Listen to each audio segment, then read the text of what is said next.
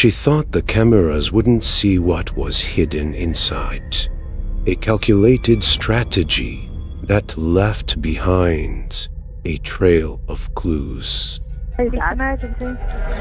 But the facades broke when investigators finally got up to her. Hello there. Hello, how are you? Yeah, good. A church-going osteopath. A 200-mile journey. The car stank, didn't it, Gemma?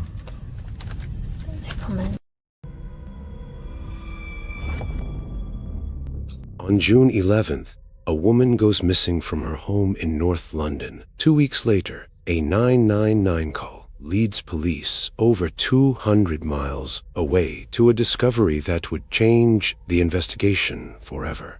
Emergency. Hi, I just found a body. Oh, go ahead, caller. What's your emergency? I just found a body. Right, okay. A body, is it? Are they breathing? No, they're dead. They look like they've possibly been there like a few days or something with some flies and stuff. Right, okay. Bear me a second. Let's pop this on. What's the road? Yeah, what road are you on? I'm in Salcombe. You're in Salcombe, sorry. Let me have a look. I can populate, hopefully, where you are. So, Bennett Road, are you quite near the harbour? We're up from North Sand Beach. Hang on, we'll just look at Google Maps. Oh, okay, yeah. So I can see North Sand Bay. Road. Bennett Road, yeah, you are on Bennett Road.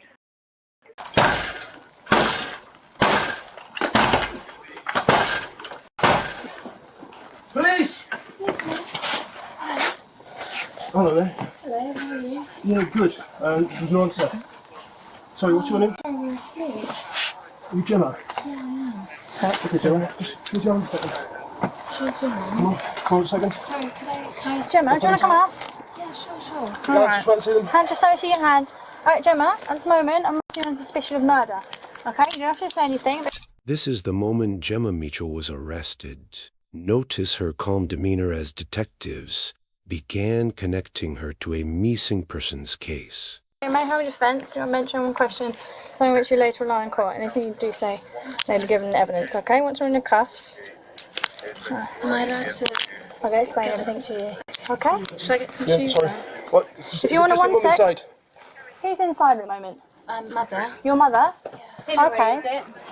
If you want to... Oh, someone lift that up. Yeah. Let's step back inside. Is anyone else inside? Just your mum? Yeah. There is someone else inside, No, or just that's your just mum? my mum, yeah. Alright, do you want to... Should I bring her out, or... Bring her in. Bring her for a minute. Right, yeah. we're just going to come in for a sec, okay? Sure.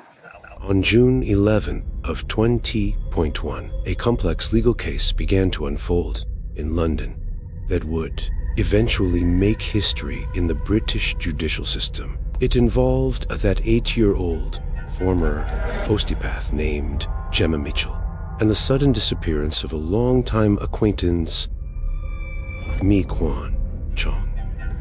What started as a missing persons investigation quickly transitioned into a high-stakes trial focused on forensic evidence, CCTV tracking, and a significant financial motive involving a £200,000 property renovation. This case eventually led to a landmark moment, the first time the murder sentencing was broadcasted on live television in England and Wales. Today, we are examining the official police reports and the court findings that led to one of the most publicized convictions in recent UK history. June 9th, 2021. CCTV cameras in Webley captures 67-year-old Mi Kwan Chong, known to friends as Deborah, out for her morning exercise. She's seen walking near her home in Chaplin Road, alongside their loggia. At the time, it looked like any other Wednesday. But this footage would become the final recorded sighting of Deborah. In the digital timeline of a murder investigation, this footage is haunting. The alarm was first raised on 2021 when Deborah Chong's concerned lodger officially reported a missing to the local authorities. The investigation began at 9 p.m. on June 11, 2021. This was the first official record of Deborah's absence. Her lodger called the police after she failed to return to her Wembley home. Deborah was a woman of routine with significant mobility issues. For her to vanish without her walking aids or medication was an immediate cause for concern. Between June 11th and June 23rd, there was a haunting silence. Despite a police report, there was no public outcry. It was until June 23rd, nearly 2 weeks after the incident, that the Malaysian Chinese community in London began circulating a photo on private WhatsApp groups. Originally from Kuala Lumpur, Malaysia, Mi Quen Chong, known to many as Deborah, moved to the UK in the 1970s. She was raised in a hardworking family during a period of significant social change in her home country. Chong was a well-known member of a local Webley community and a devout Christian who was highly active in our church. She was frequently described by those who knew her as an exceptional, generous individual who often opened her home to help those in need. Having studied at Huddersfield Polytechnic, she built a life in London over 3 decades. Friends recalled her as a woman of strong convictions who was passionate about social issues and environmental causes. In the period leading up to the incident, court records noted that the borough was managing some significant health challenges. This vulnerability was a key factor in the legal proceedings, as it influenced the nature of a friendship with the individual later convicted in the case. In northwest London, at 9 Broadsbury Park, Jemma Mitchell was seen leaving her home at 6:23 a.m. She was carrying a large blue suitcase, which at this early hour appeared relatively light. Mitchell was seen easily lifting it off the ground. It would become the central piece of evidence in a case that shocked the local community. Just before 8 a.m., Mitchell was captured approaching Deborah's home. She remained there for 5 hours. What transpired during that window remains intense focus for police, as no cameras captured the interior of the residence. When Mitchell finally emerged, she was carrying 2 suitcases. The original blue suitcase was now noticeably heavier and more difficult to maneuver. Authorities allege that Mitchell had used it to conceal the victim after their encounter. To return home, Mitchell contacted a local minicab service. In an apparent attempt to distance herself from the location, she used the name Julia and provided a neighbor's address rather than her own. Hi there. Do you have any minicabs on at the moment in Wembley? I'm on the Harrow Road. Just need a lift. Going to where? Going to Brunsbury Park. And can I take your name? Yeah, sure. Julia. Despite an hour-long delay and initial reluctance from the operator, Mitchell insisted on waiting for the vehicle. Hello, cab service. How can I help you? Hi, I just got a text message saying I've cancelled my cab. I have not cancelled my cab. Just hold on. Could you rebook the cab? Let me know when they're coming. Just hold on. I've been waiting nearly an hour and 1/2. Actually, we don't have any driver in this area. Theirs has been cancelled, so that's why it's been cancelled, okay? If I book another one, it will just take 25, 30 minutes or maybe more than it. So it will be too late for you. No, I can wait. Phone records showed Mitchell codes taxi companies 9 times before finally a driver willing to take her and her suspicious heavy bags back to her home. So should I book another one? Yes, please book it, but do not cancel it. Just hold on for a Please. The presence of a second piece of luggage was critical in establishing a clear motive for the crime. Unlike the blue suitcase, Mitchell did not have this smaller bag when she arrived. CCTV showed her leaving with it, proving she had taken property from inside the house. While the blue suitcase held the remains of the Bora, the second smaller suitcase Mitchell was now carrying became the smoking gun for why the crime happened at approximately 4 p.m. Mitchell arrived back at Bronxbury Park. She was dropped off next door at number 11, where she was filmed struggling to move the heavy blue suitcase behind the hooding of her own property at number 9, between June 12th and June 25th. For the next 2 weeks, the remains were kept at Mitchell's home in Willesden, London. For 15 days, a single piece of luggage sat undisturbed at the Willesden property. While life continued as normal for the neighbors, this blue suitcase captured earlier on CCTV, looking remarkably heavy, remained the silent center of the investigation. It wasn't just the container, it was the smoking gun that Mitchell had to keep hidden in plain sight. The remains were stored inside a large blue suitcase. Forensic evidence suggested the suitcase was kept in the garden or on the roof of a neighbor's shade. During this period, later that evening, Mitchell sought medical attention at St. Thomas's Hospital for a fractured finger. She claimed she had trapped it in a car door, an explanation investigators would later challenge. That same night, police were officially notified when the Borough's lodger reported their missing. By June 26th, the search for the Borough was intensifying. After keeping the remains at her property for over 2 weeks, Jemma Mitchell took steps to move them far from the capital. At this point, only Mitchell knew what really happened in that house.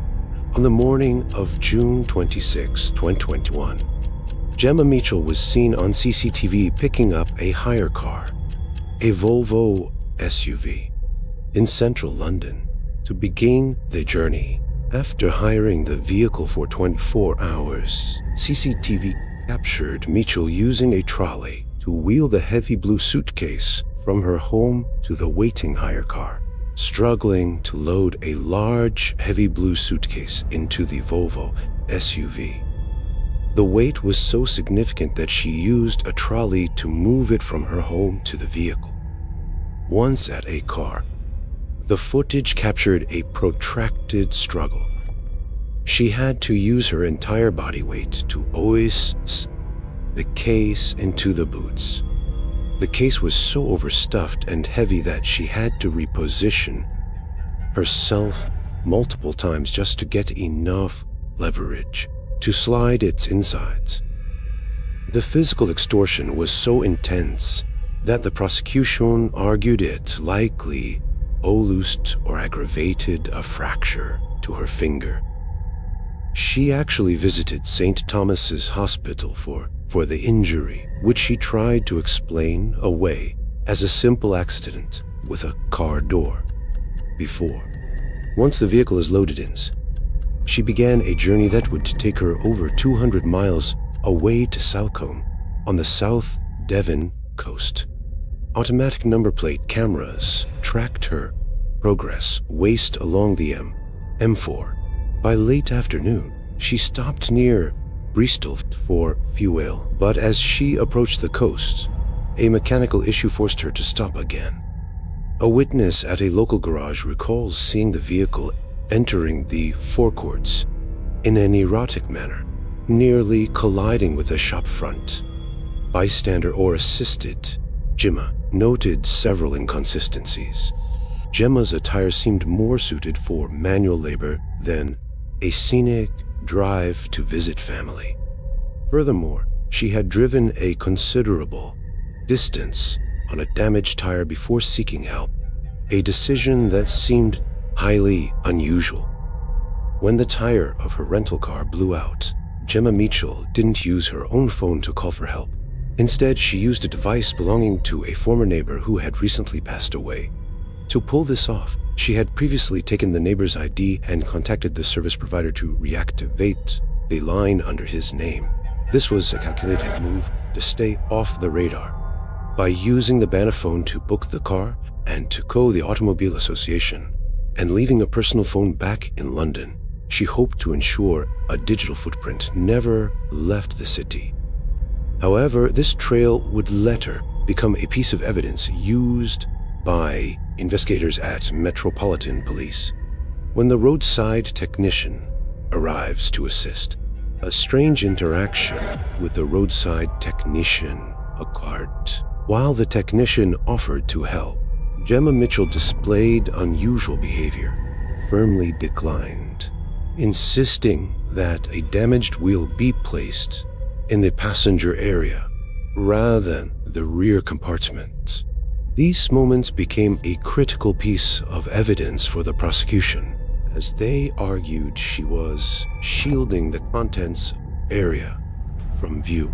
According to his statement in court, Jemma's demeanor was described not just as tense, but as deeply intense and preoccupied. The technician noted that Jemma appeared muddled during their conversation, often failing to register simple instructions. He described a sense of her looking straight through him, as if her mind was elsewhere. The technician also mentioned that while he was securing the wheel with a seat belt, he noticed a very heavy, unsettling odor coming from the vehicle. It was strange, lingering scent that felt completely out of place. 2 hours later, Jemma continued towards Salcombe, through CCTV tracked car through the countryside and along Bennett roads.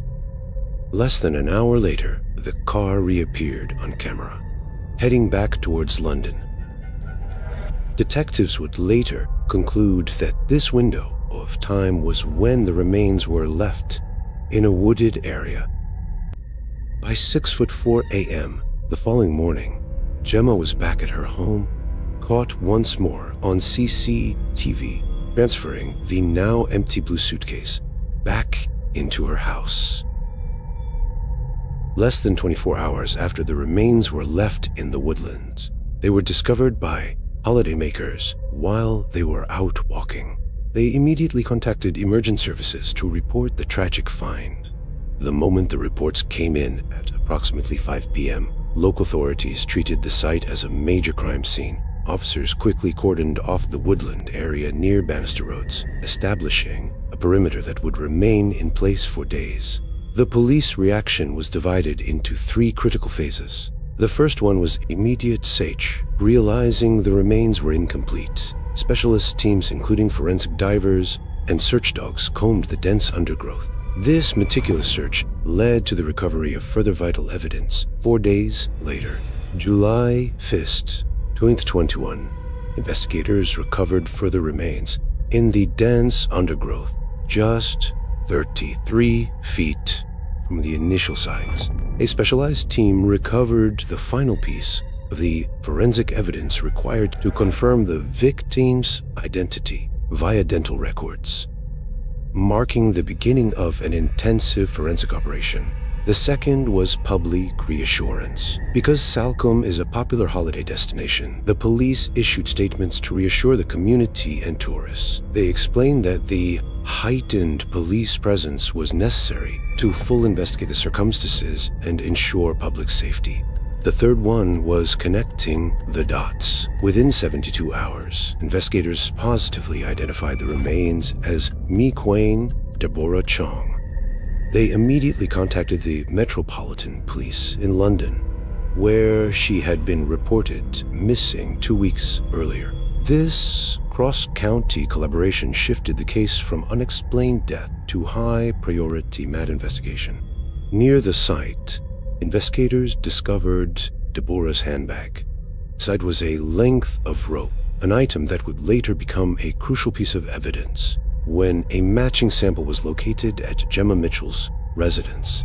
Along with the bag, police found a business card for an evangelical church and handwritten notes containing biblical passages. As the investigation intensified, Jemma Mitchell attempted to deviate the authorities' attention. 3 days after Deborah's disappearance, Jemma sent an email to the Missing Persons Unit, claiming that Deborah had plans to travel to the coast to stay with friends. She suggested that Deborah had felt neglected and simply wanted to leave her current situation to clear a mind. However, This email backfired. Rather than clearing a name, it became a piece of digital evidence. Investigators noted a significant inconsistency in Mitchell's communications. This established a pattern of misinformation designed to delay a missing persons report. That's connected Mitchell directly to the disappearance. Once the remains were identified in Devon, police interviewed those closest to Deborah Chong. They quickly learned about the financial disputes between the two women over a failed home renovation project. Jemma Mitchell was born in Australia, later moved to the UK, where she excelled academically. She earned a first-class degree in human sciences from King's College, London, where she was even awarded the Emmington Prize for Anatomical Excellence Awards. Following her studies, she trained as an osteopath and operated a successful practice in Melbourne, Australia.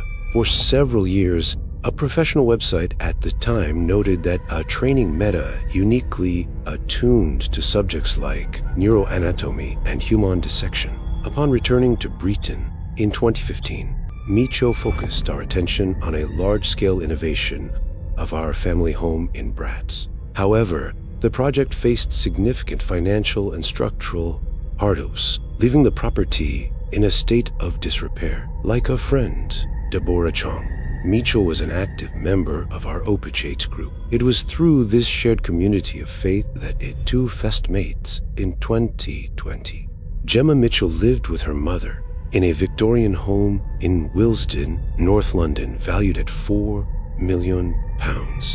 But behind the grand facade was a nightmare. The house was a hollow shell, shrouded in scaffolding and lacking a roof. Mitchell and her mother had already been scammed £230,000 by cowboy builders, leaving them broke and desperate to finish the renovation. In August 2020, Mitchell met 67-year-old McWin Chong, known as Deborah. As the church group, Deborah was kind, wealthy, and deeply religious. Jemma Mitchell cultivated an intimate relationship with Deborah, who at one point referred to her as a sister and sought her advice. To Deborah, Jemma wasn't a threat. She was a devout sister in faith who promised to heal her mind and spirit when she was at her most vulnerable. At the time of the investigation, Jemma Mitchell was officially unemployed in the UK. While she had a successful 7-year-old career as a qualified osteopath, she was unable to legally practice this profession after returning to London in 2015. Seeing a friend struggle, Deborah made an incredible offer: £200,000 to help Mitchell finish the house and add an extra floor. For a moment, Mitchell's dream home seemed within reach. As the search began, investigators later discovered hundreds of messages that tracked the slow death of this friendship. By April 2021, Deborah Stone shifted from supportive to blunt. She realized the renovation was a masterpiece and began sending same advice via WhatsApp. Sell it. Enjoy the money. Life is too short. Enjoy the moment. More construction will cost more money you don't have. Stop being holder. She edged Mitch that it wasn't logical to keep so many things while the house was in such disrepair. She told her, "You have to get rid of stuff and leave simple life. Clear things untouched and unused." Prosecutors described the Willesden property as being crammed with stuff, with some rooms virtually impossible to enter. They listed items like suitcases and boxes piled high, freezers full of food and old mattresses, building materials scattered throughout, a kitchen covered in pepperwake and rotting food. Read of stuff and live simple life. Mitchell, however, was obsessed with the projects. The tension peaked on June 8th, 2021, when Deborah sent a final, devastating ultimatum. Until you sold the house, I won't want you to come to me. Oh, my house. I'm stressed to the core.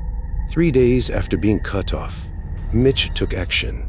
One of the biggest frictions points between Deborah and Jemma wasn't just money. It was a massive difference in lifestyle. Deborah, who valued a simple life, eventually reached a limit with Jemma's living situation. By analyzing the timeline and the physical items recovered in the woods, the Metropolitan concluded that Jemma Mitchell was their primary suspect. Following the discovery in Devon, police moved quickly to intercept their primary suspects. July 6, 2021, investigators executed an arrest warrant at Mitchell's residency after discovering inconsistencies in a statement regarding Chong's whereabouts. Jemma Mitchell was arrested at her home in Bronx Perry Park on suspicion of murder. While Jemma was taken into custody, specialized forensic teams conducted an intensive search of a property. Hidden on top of the neighbor's shed, investigators discovered the blue suitcase seen earlier on CCTV, the item used to transport Deborah across the country, inside the home. The evidence grew even more damning. During a search of Mitchell's home, detectives discovered the second suitcase, filled with Chong's personal and financial documents, including passports and bank cards, which should never have been there. Most shockingly, police found a fraudulent will on Mitchell's computer, meticulously drafted by Jemma. The documents, which had been created after Deborah Chong went missing, left 95% of her estates to Mitchell. While Mitchell claimed Deborah had gone away, CCTV and rental car records proved it was actually the Mitchell who had made a 400-mile round trip to the coast just before the discovery was made, providing a clear financial motive for the crime. During the police interviews, Jemma refused to engage with officers' questions, even when presented with witness statements regarding the unusual condition of a higher court and persistent, unsettling odor reported by the roadside technician. And they've said that the person driving the Volvo waited in the car all that time with the windows down and the front door open, the passenger door open, when it was literally chucking it down with rain and it was windy. Why is that, Jemma? No comment. The car stank, didn't it, Jemma? No comment. Stunk of a dead person. No comment. Stunk of Deborah's decomposing body.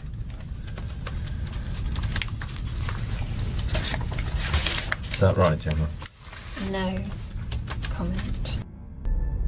Upon being cautioned, Jemma remained notably silent, a stance she would maintain throughout much of the legal process. To the investigators, these details, the suitcase, the forged will, the forensic evidence, painted a clear picture of a premeditated and calculated plan. During the trial, forensic experts provided a critical testimony regarding the nature of the injuries. A pathologist confirmed that the separation of the remains was an intentional act rather than the result of natural elements. While the condition of the remains made it difficult to determine a precise cause of death, a significant fracture was found on the skull and broken ribs.